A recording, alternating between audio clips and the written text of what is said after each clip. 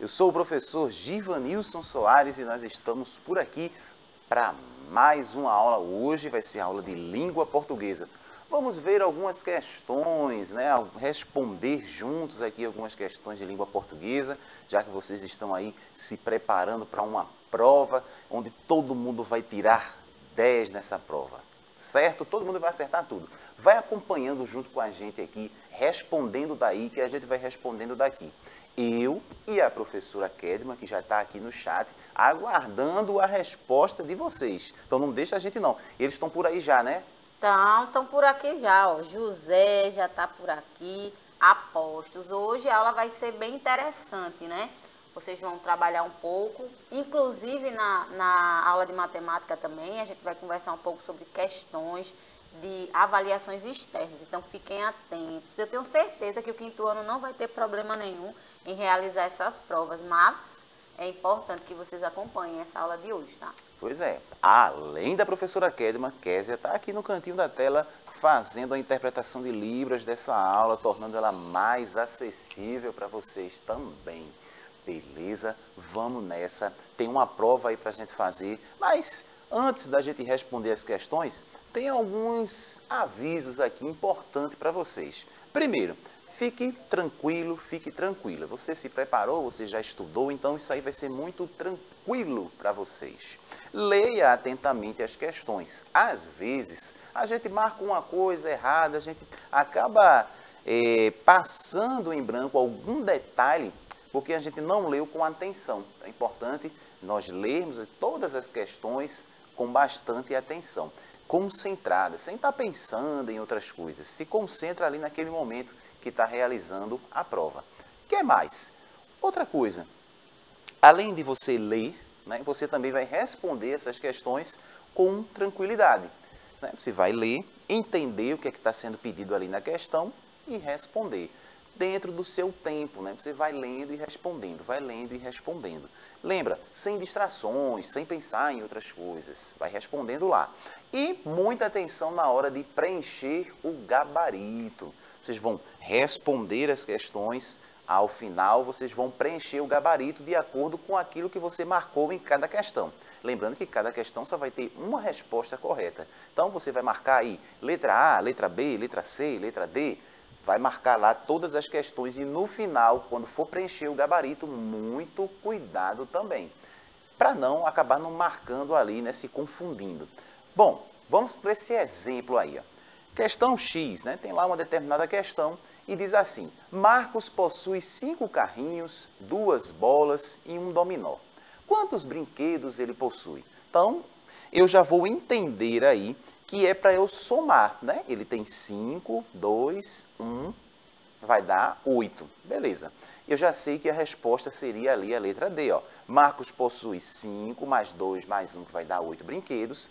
O número correspondente aí seria o número 8, e esse número 8, a gente encontra ele na letra D. Então, a resposta que você vai marcar, quando você estiver lá lendo as questões, você vai marcar um X na letra D. Quando vai lá para o gabarito, no gabarito vai ter justamente letra A, B, C ou D, do jeito que está aparecendo aqui para a gente, ó.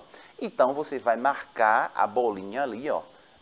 Vai pintar nessa bolinha que está embaixo da letra D aí, você vai pintar ela porque ali foi a resposta que você marcou na questão X.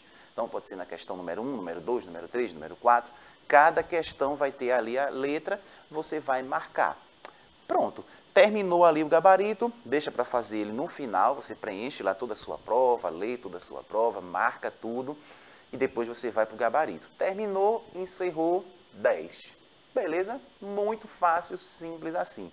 Agora vamos seguir para as questões. E aí vocês vão prestando atenção junto comigo e a gente vai respondendo, entendendo junto como é que funciona essa coisa aqui. Veja, tem uma tirinha aí na tela, né? Que diz assim, tem uma personagem e ela diz: às vezes eu tenho a impressão de que, aí vai para o outro quadro, de que a bateria dele não acaba. Perceba que o nome bateria está com a linha embaixo. Então, a gente vai começar a perceber os detalhes já no primeiro momento da leitura. Eu tenho um quadrinho, 2 quadrinhos aí, que faz parte de uma tirinha, e ela diz assim, né? tenho a impressão, e no outro, de que a bateria dele não acaba. Se a palavra bateria está grifada, né, está com um tracinho embaixo, ela está como um destaque, ou seja, provavelmente as perguntas ou a pergunta que virá depois dessa tira vai ser sobre essa palavrinha aí, bateria. E eu entendendo a tira, ela está conversando com alguém e ele está lá pulando, né? Está falando aí da bateria dele. Então a gente já começa a identificar que essa bateria, né, a energia que ele tem nunca acaba. E aí, sabendo disso, fica mais fácil da gente ir para a questão. Vamos para a questão? Vamos ver o que é que ela diz. Qual o sentido, olha aí, ó, lembra que eu falei, ó, a palavra está destacada lá. Ó. Qual o sentido da palavra bateria na tirinha? Levando em conta o contexto em que ela foi empregada. Então, ele está ali pulando e ela diz, tem uma sensação de que a bateria não acaba. Letra A diz assim, pilha ou acumulador elétrico. Letra B, fonte de voltagem contínua. Letra C, inteligência, sabedoria. Ou letra D, energia, disposição. Quando ela fala que a bateria dele não acaba, ela está dizendo que, na verdade, ela está querendo colocar essa bateria em que sentido? Letra A, B, C ou D. Você marcaria lá na prova. Quando ela diz que a bateria dele não acaba, o que é dele que não acaba? Seria um acumulador elétrico? Seria fonte voltaica? Seria inteligência, sabedoria ou energia e disposição? É exatamente isso que você está pensando. Letra D. Responde aí no chat, rapidinho. A gente também não tem muito tempo para ficar esperando, mas você vai respondendo aí. Seria exatamente essa. Letra D. Energia e disposição. A gente percebe que, além da frase, é importante na tirinha a gente observar o desenho também, né? Aquilo que está colocado ali, veja que ele está pulando, né? Ele está sorrindo. Então, quando ela diz a bateria dele não acaba, é essa disposição, né? Isso se mostra na imagem também, na linguagem aí não verbal. A gente tem a verbal, que é o texto, e a linguagem não verbal é muito importante também na tirinha. Então, ele está pulando a energia, disposição, que nunca acaba. Beleza, já acertou, aí eu vou para a próxima questão. Olhando para a questão assim de cara, eu já percebo que eu tenho aí o quê? Que tipo de texto vem dessa forma? Eu tenho, ó, bolo de fubá da vovó Maria. Ingredientes, aí vai 4 ovos, 2 xícaras de chá, e vai listando aí os ingredientes que você vai precisar fazer. E na parte de baixo, na segunda parte, modo de preparo. Bata 2 claras em neve, acrescente açúcar, continue. E aí tem do ladinho também uma dica, né? A dica da vovó. Mas eu tenho todo esse texto aí, e esse texto ele tem uma característica própria, né? Que é uma característica que vai dizer para mim um tipo de texto. Que tipo de texto possui 2 elementos como esse? Ingrediente e modo de preparo. Ah, e você já sabe. Então, provavelmente, a questão deve estar falando sobre esse tipo de texto que você já identificou só de olhar a imagem. Vamos ler. A finalidade do texto é, letra A, informar sobre as propriedades do fubá. Letra B, instruir o leitor acerca de um determinado procedimento. Letra C, contar a origem do milho. Ou letra D, ensinar a se divertir com as dicas da vovó. Bom, o texto a gente já sabe que é o quê? É uma receita. E a receita serve para quê? Quando eu pego uma receita, o que é que eu quero com a receita? Eu quero informar as propriedades do fubá? Eu quero instruir a pessoa, ensinar a pessoa acerca de um determinado procedimento, que seria ali fazer o bolo de fubá? Eu quero contar a origem do milho? Ou eu quero ensinar a se divertir? E aí, qual você marcaria? Letra A, B, C ou D? Se eu tenho uma receita, a receita exatamente serve para isso que você está aí pensando, já está escrevendo. Instruir o leitor, né? Eu vou ensinar o leitor acerca de um determinado procedimento. Que procedimento é esse? No caso dessa receita, seria fazer o bolo de fubá. Muito tranquilo, muito simples, não é isso? Então, quando você ver uma receita, a receita ela serve justamente para isso. Eu vou ensinar a pessoa a fazer algum alimento, um bolo, um pudim. Então, para fazer um pudim, eu preciso saber quais são os ingredientes e o modo de preparo. Eu vou pegar aqueles ingredientes ali e vou fazer o que com eles? No modo de preparo eu vou encontrar o passo a passo para eu conseguir fazer, por exemplo, pudim, bolo de fubá ou qualquer outra receita. Beleza? Tranquilo até agora? Ótimo. Então vamos seguir para a próxima. Na próxima nós temos aí um texto. Vamos ler o texto e a partir dessa leitura a gente vai identificar lá qual é a resposta correta. Era uma vez dois irmãos, João e Maria. Nunca havia muito o que comer na casa deles. Já que o pai dos dois, um lenhador, passava por uma enorme dificuldade. Como não havia comida para todos, a madrasta, uma mulher má, sugeriu ao pai das crianças que os meninos fossem abandonados na floresta. Ela é bem má, né? O pai, que não gostou nada do plano, a princípio, acabou aceitando a ideia da mulher, porque não viu outra alternativa.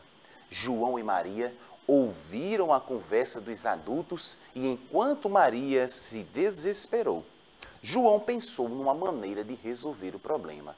No dia seguinte, enquanto seguiam para a floresta, João foi espalhando pedrinhas brilhantes no caminho, de modo a marcar o regresso para casa.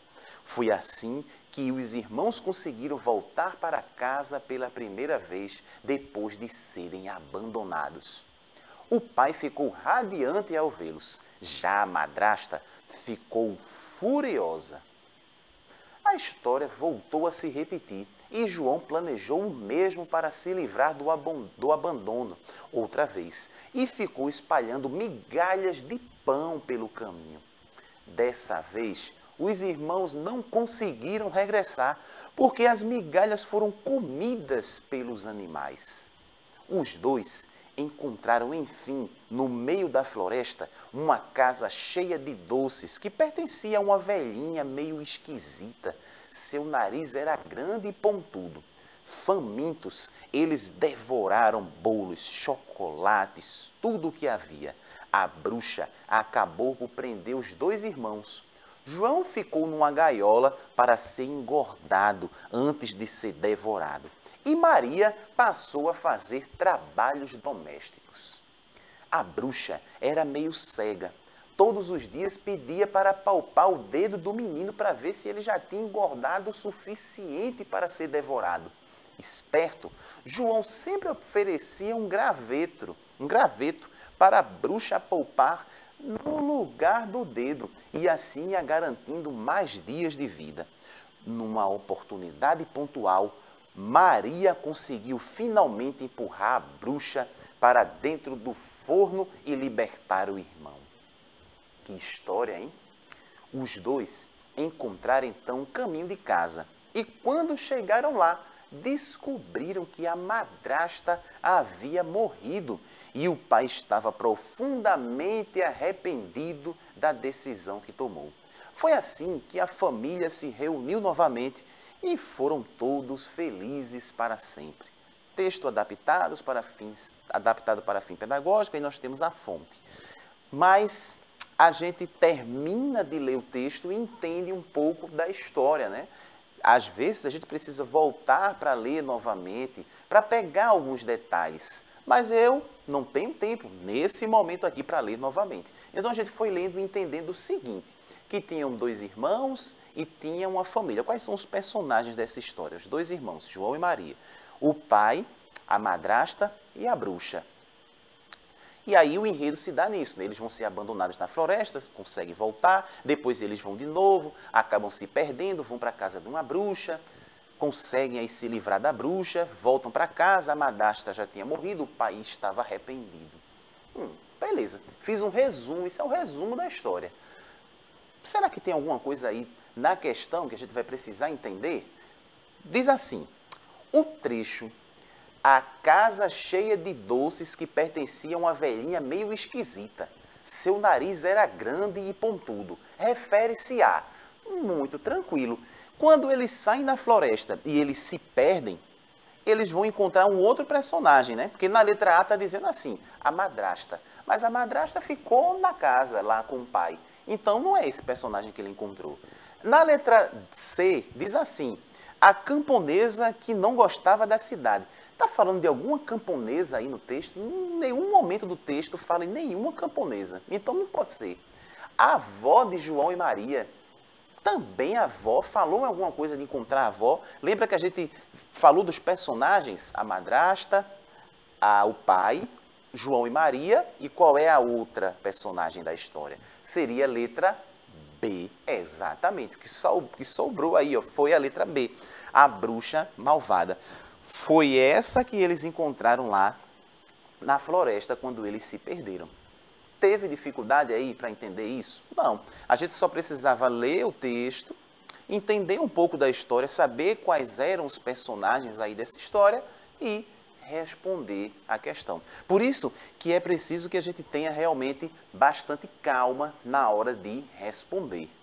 E aí vai ficar muito fácil de encontrar a resposta correta. Vê esse texto aí, ó. Diz assim, ó, leia o texto abaixo. Regulamento Escolar 2021. 1. Acompanhamento dos estudos do filho, filha. O colégio disponibiliza informações, orientações e regras via internet, site, redes sociais, telefone e diretamente na recepção do colégio. Os professores, orientadores, psicólogos e direção, desde que marcado dia e horário antecipadamente, dispõem-se a atender a família. É de inteira responsabilidade dos pais ou responsáveis informarem-se e tomarem providências cabíveis com relação ao baixo rendimento escolar dos filhos.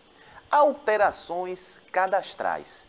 Então eu tenho um regulamento aí da escola. Ele está falando sobre como acompanhar os filhos. Depois, esse número 2, como eu vou alterar os dados cadastrais e assim vai. Falando do regulamento, né, o funcionamento da escola. Beleza, sei disso, agora vou para a questão. A finalidade desse texto, para que esse texto serve? Vai servir para realizar matrículas para a escola? Letra B, regular o funcionamento de um grupo ou de uma determinada atividade? Orientar quanto ao uso da internet? Comunicar sobre a reunião de pais? E aí? Se eu tenho um regulamento, esse regulamento vai servir para quê? É só pensar. Está muito tranquilo aí nessa pergunta. Está até fácil. O regulamento ele vai servir para letra B. Exatamente. Regular o funcionamento de um grupo ou determinada atividade. O regulamento vai justamente saber como a gente vai se organizar nessa escola, no nosso dia a dia. O que é que eu vou fazer para mudar um cadastro? O que é que eu posso fazer para uma matrícula? Se eu vou faltar, o que é que eu tenho que fazer? Qual o documento? E assim vai. O regulamento vai nos guiar, a gente vai saber como aquela instituição ela funciona. Muito tranquilo. A gente leu, respondeu tranquilamente. Vamos para a próxima? Ó, todos contra a dengue. Simples, ó. Tem o mosquitinho, traço, todos contra a dengue. Já entendi o que é que esse cartaz está me dizendo. Aí, diz assim, o texto acima é uma convocação para o combate. Espera aí, minha gente. Essa daí não tem como errar, né? Todos contra a dengue. Então a gente vai combater, letra A, carrapato dos cervos. Letra B, as moscas tsetse, o mosquito da dengue. Ou letra D, o mosquito prego. Essa aí eu não vou nem demorar muito. Ó. Contra a dengue, todos contra a dengue. Então, obviamente, a gente vai combater o mosquito da dengue. Muito simples, né? Você pensa, poxa, que questão. Pois é isso que vem a prova. São esses tipos de questões que vocês irão encontrar na prova que vocês irão realizar. Muito fácil, não é isso? Eu sei que vocês estavam ali acompanhando, a professora Kedma já vai se despedir também, mas daqui a pouquinho ela volta com matemática, né? É isso aí, deu para entender um pouco de como vai funcionar, né, as questões das provas. Matemática não será diferente. Levanta, toma uma água, dá uma esticada, daqui a pouco eu estou de volta. A gente vai discutir algumas questões de matemática. É isso aí. Daqui a pouquinho a gente está voltando. Eu vou ali para o chat, conversar com vocês e digo, ó, boa prova para todo mundo. Até daqui a pouco.